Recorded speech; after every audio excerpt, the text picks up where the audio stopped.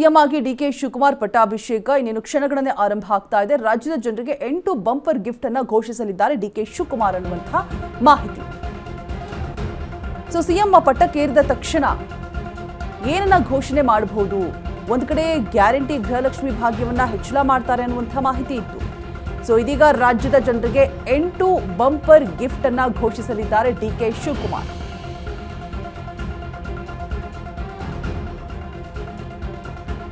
ಸಂಪುಟ ಸಭೆಯಲ್ಲಿ 8 ಮಹತ್ವದ ಘೋಷಣೆ ಬಗ್ಗೆ ತೀರ್ಮಾನ ಕೂಡ ತೆಗೆದುಕೊಳ್ಳಲಿದ್ದಾರೆ.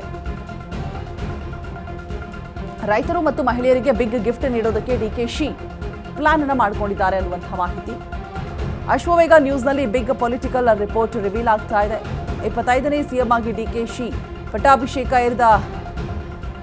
ಪಟ್ಟಕ್ಕೇರಿದ ತಕ್ಷಣ ಘೋಷಣೆ ಮಾಡಲಿದ್ದಾರೆ 8 ಬಂಪರ್ ಗಿಫ್ಟ್ಗಳನ್ನು.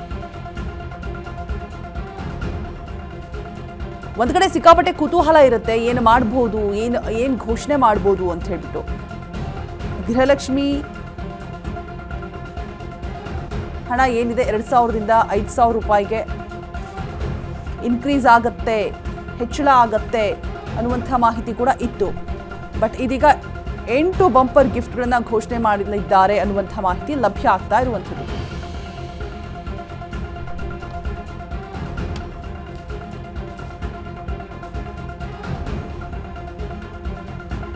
ಬರೋಬ್ಬರಿ 8 ವಿಶೇಷ ಪ್ಯಾಕೇಜ್ ಅನ್ನು ಘೋಷಣೆ ಮಾಡಲಿದ್ದಾರೆ ಡಿಕೆ ಶಿವಕುಮಾರ್. ಪಟ್ಟಾಭಿಷೇಕದ ಬಳಿಕ ಮಹಿಳೆಯರಿಗೆ ಮತ್ತೆ ರೈತರಿಗೆ ಬಂಪರ್ ಗಿಫ್ಟ್ 8 ಬಂಪರ್ ಗಿಫ್ಟ್ ಅನ್ನ ಘೋಷಣೆ ಮಾಡಲಿದ್ದಾರೆ ಡಿಕೆ ಶಿವಕುಮಾರ್ ಅನ್ನುವಂತಹ ಮಾಹಿತಿ. ಪಟ್ಟಾಭಿಷೇಕದ ಬಳಿಕ ಡಿಕೆಶಿ ನೇತೃತ್ವದಲ್ಲಿ ವಿಶೇಷ ಸಂಪುಟ ಕೂಡ ರಚನೆ ಆಗುತ್ತೆ. ಅದಾದ ಬಳಿಕ ಸಂಪುಟ ಸಭೆಯಲ್ಲಿ 8 ಮಹತ್ವದ ಘೋಷಣೆ ಬಗ್ಗೆ ತೀರ್ಮಾನವನ್ನು ಕೂಡ ಕೈಗೊಳ್ಳಲಿದ್ದಾರೆ ಅನ್ನುವಂತಹ ಮಾಹಿತಿ. ಇನ್ನು ಗಲ್ಲಿಗಳಲ್ಲೂ ಕೂಡ ಚರ್ಚೆ ಆಗ್ತಾ ಇತ್ತು, ಗೃಹಲಕ್ಷ್ಮಿ ಭಾಗ್ಯ ಹೆಚ್ಚಳ ಆಗತ್ತೆ ಅಂತ ಹೇಳ್ಬಿಟ್ಟು.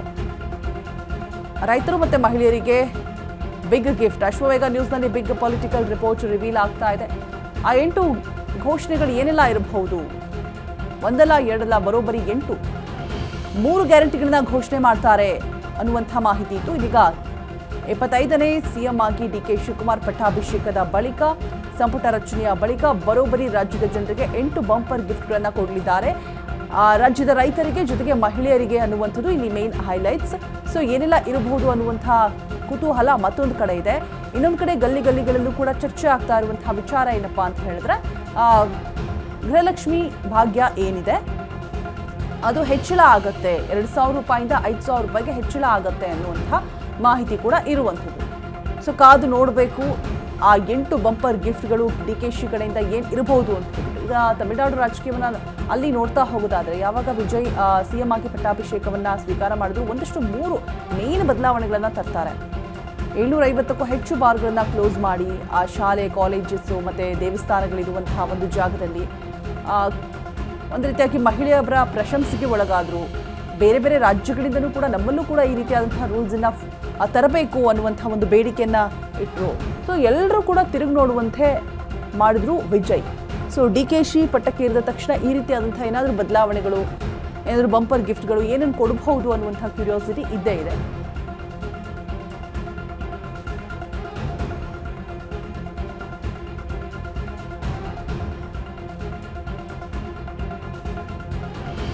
ಎಂಟು ವಿಶೇಷ ಬಂಪರ್ ಗಿಫ್ಟ್ಗಳು ಮೇನ್ಲಿ ಮಹಿಳೆಯರಿಗೆ ಮತ್ತೆ ರೈತರಿಗೆ ಅನ್ನುವಂಥದ್ದು ಹೈಲೈಟ್ಸ್.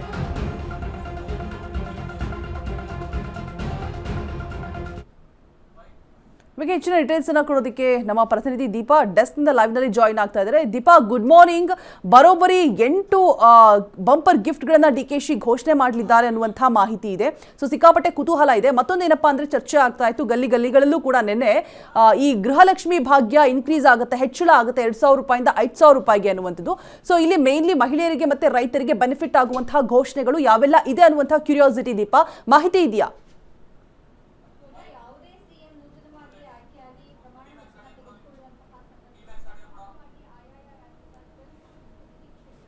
ಮಾಡ್ತಾರೆ. ಈ ಸಿಎಂ ಅಂದ್ರೆ ಹಿಂದಿನ ಸಿಎಂ ಗಿಂತ ಈ ಸಿಎಂ ಏನನ್ನ ಕೊಡಬಹುದು ರಾಜ್ಯಕ್ಕೆ ಕೊಡುಗೆಗಳನ್ನ ಅನ್ನುವಂತಹದ್ದು, ಆದ್ರೆ ಆರ್ಥಿಕ ನೀತಿಗಳನ್ನು ಕೂಡ, ಆರ್ಥಿಕ ಶಿಸ್ತನ್ನು ಕೂಡ ಕಾಪಾಡ್ಕೊಳ್ಬೇಕಾಗತ್ತೆ. ಆ ನಿಟ್ಟಿನಲ್ಲೂ ಕೂಡ ಯೋಚನೆ ಮಾಡಿರ್ತಾರೆ. ಯಾಕಂದ್ರೆ ಜನರ ನಿರೀಕ್ಷೆಯನ್ನು ಕೂಡ ಹುಸಿ ಮಾಡೋದಿಕ್ಕಾಗೋದಿಲ್ಲ. ಆ ನಿಟ್ಟಿನಲ್ಲಿ ಇವತ್ತು ಡಿ.ಕೆ. ಶಿವಕುಮಾರ್ ಅವರು 25ನೇ ಸಿಎಂ ಆಗಿ ಪ್ರಮಾಣ ವಚನವನ್ನ ಸ್ವೀಕಾರ ಮಾಡ್ತಿದ್ದಾರೆ. ಆ ಸ್ವೀಕಾರದ ಸಮಯದಲ್ಲಿ ಒಂದಿಷ್ಟು ರಾಜ್ಯಕ್ಕೆ ಅನುಕೂಲ ಆಗುವಂತಹ, ಮಹಿಳೆಯರಿಗೆ, ರೈತರಿಗೆ ಅನುಕೂಲ ಆಗುವಂತಹ ಘೋಷಣೆಗಳನ್ನ ಮಾಡ್ತಾರೆ ಅನ್ನುವಂತಹ ನಿರೀಕ್ಷೆಗಳು ಹೆಚ್ಚಿವೆ. ಪ್ರಮುಖವಾಗಿ ರೈತರ ಸಾಲ ಮನ್ನಾ ಆಗುತ್ತೆ ಅನ್ನುವಂತಹದ್ದು ಕೂಡ ದೊಡ್ಡ ಮಟ್ಟದಲ್ಲಿ ಚರ್ಚೆ ಆಗ್ತಾ ಇರುವಂತಹ ವಿಚಾರ. ಜೊತೆಗೆ ರೈತರು ಕೂಡ ಅದನ್ನ ನಿರೀಕ್ಷೆ ಮಾಡ್ತಿದ್ದಾರೆ. ಈ ಹಿಂದೆಯೂ ಕೂಡ ಸಿಎಂ ಅಂದ್ರೆ ನೂತನ ಸಿಎಂ ಆಗಿ ಪ್ರಮಾಣ ವಚನ ಸ್ವೀಕಾರ ಮಾಡ್ತಿರುವಂತಹ ಡಿ.ಕೆ. ಶಿವಕುಮಾರ್ ಹೇಳ್ತಾ ಇದ್ದಿದ್ದಂತಹದ್ದು ನಾನು ರೈತನ ಮಗ ಅನ್ನುವಂಥದ್ದು. ಆ ನಿಟ್ಟಿನಲ್ಲಿ ರೈತರು ಕೂಡ ನಿರೀಕ್ಷೆಯನ್ನ ಇಟ್ಕೊಂಡಿದ್ದಾರೆ. ಇನ್ನ ಗೃಹಲಕ್ಷ್ಮಿ ಯೋಜನೆ ವಿಚಾರವಾಗಿ ನೋಡ್ತಾ ಇದ್ರೆ ಪ್ರಮುಖವಾಗಿ ಏನು 2,000 ಇದೆ ಅದನ್ನು ಹೆಚ್ಚು ಮಾಡ್ತಾರೆ ಅನ್ನುವಂಥದ್ದಿದೆ. ಆದರೆ ಅದು ಪಾಸಿಬಿಲಿಟಿ ಎಷ್ಟಿದೆ ಅನ್ನುವಂತಹದ್ದು ಕೂಡ ಮುಖ್ಯವಾಗುತ್ತೆ. ಕಾರಣ ಇಷ್ಟೇ, ಈಗ ಬರ್ತಿರುವಂತಹ ಗೃಹಲಕ್ಷ್ಮಿ ಸರಿಯಾಗಿ ತಿಂಗಳಿಗೊಮ್ಮೆ ಬರ್ತಾ ಇಲ್ಲ. 2 ತಿಂಗಳು, 3 ತಿಂಗಳು ಅಥವಾ 3 ತಿಂಗಳು ಒಟ್ಟಿಗೆ ಹಾಕುವಂಥದ್ದು ಹೀಗೆ ಏರುಪೇರು ಆಗ್ತಾ ಇದೆ. ಇದೆಲ್ಲವನ್ನು ಕೂಡ ಗಮನಿಸಬೇಕಾಗತ್ತೆ. ಜೊತೆಗೆ ಉಳಿದಂತಹ ಕೆಲಸಗಳು ಅಂದರೆ ಈ 5 ಗ್ಯಾರಂಟಿಗಳನ್ನು ಹೊರತುಪಡಿಸಿ ಉಳಿದಂತೆ ಯಾವೆಲ್ಲ ರೀತಿಯಾದಂತಹ ಕೆಲಸ ಕಾರ್ಯಗಳಿದೆ ಅದಕ್ಕೆ ಬೇಕಾದಂತಹ ಒಂದಿಷ್ಟು ಯೋಜನೆಗಳನ್ನು ಕೂಡ ಜಾರಿ ಮಾಡ್ತಾರೆ ಅನ್ನುವಂತಹದ್ದಿದೆ.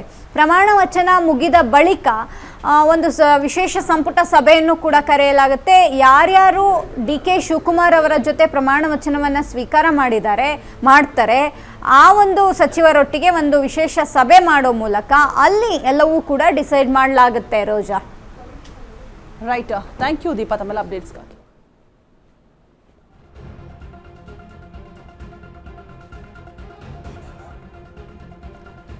ಪಟ್ಟಾಭಿಷೇಕದ ಬಳಿಕ ಡಿ.ಕೆ. ಶಿವಕುಮಾರ್ ಏನೆಲ್ಲ ಘೋಷಣೆಗಳನ್ನ ಮಾಡ್ತಾರೆ ಅನ್ನುವಂಥ ಕ್ಯೂರಿಯಾಸಿಟಿ ಮತ್ತೊಂದು ಕಡೆ ನಮ್ಮ ಪ್ರತಿನಿಧಿ ಎಲ್ಲವನ್ನು ಕೂಡ ಎಕ್ಸ್ಪ್ಲೈನ್ ಮಾಡ್ತಾ ಇದ್ರು.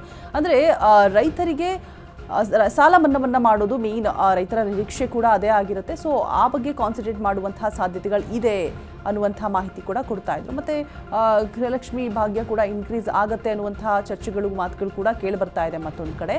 ಇದರ ಜೊತೆಗೆ ಮೇಯ್ನ್ ಆಗಿ ಮಹಿಳೆಯರಿಗೆ ಮತ್ತು ರೈತರಿಗೆ ಗ್ಯಾರಂಟಿ ಭಾಗ್ಯಗಳ ಜೊತೆಗೆ ಏನೆಲ್ಲ ಅನುಕೂಲಗಳಾಗಬಹುದು, ಮತ್ತು ಮಕ್ಕಳ ಒಂದು ಶಾಲಾ ಕಾಲೇಜುಗಳ ಅಲ್ಲಿ ಯಾವ ರೀತಿಯಾದಂತಹ ಒಂದು ಬೆನಿಫಿಟ್ಸನ್ನು ಕೊಡ್ಬೋದು ಓದಿನ ವಿಚಾರವಾಗಿ. ಸೊ ಈ ಬಗ್ಗೆ ಕೂಡ ಗಮನ ಹರಿಸಲಿದ್ದಾರೆ ಅನ್ನುವಂಥ ಮಾಹಿತಿಯನ್ನು ಕೊಡ್ತಾ ಹೋದರು. ಸೊ ಕಾದು ನೋಡಬೇಕು ಆ 8 ಬಂಪರ್ ಗಿಫ್ಟ್ಗಳನ್ನು ಏನು ಘೋಷಣೆ ಮಾಡಲಿದ್ದಾರೆ ಡಿ.ಕೆ. ಶಿವಕುಮಾರ್ ಅನ್ನುವಂಥದ್ದು.